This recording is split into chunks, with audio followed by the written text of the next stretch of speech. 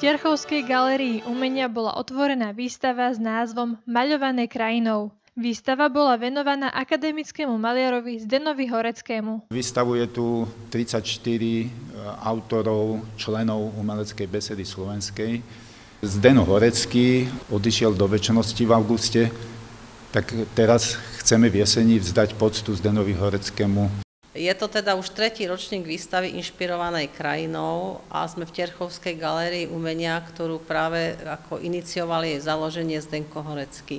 Náš dlhoročný starosta spolku a maliar, ktorého život a dielo je spojené s týmto krajom pod Rozsudcom. A bol to proste človek, ktorý žil pre tú robotu a keď niečo robil to poctivo, naplno, naozaj a mal ešte taký jeden veľký dar, že dokázal nadchnúť aj ľudí okolo seba. V priestore boli vystavené originály maliara Zdena Horeckého, ako aj diela viacerých umelcov.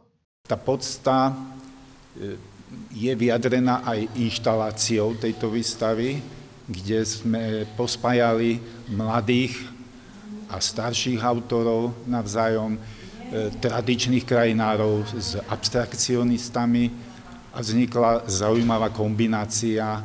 Autori sa inšpirovali rovnakým motívom, čo bola krása slovenskej krajiny.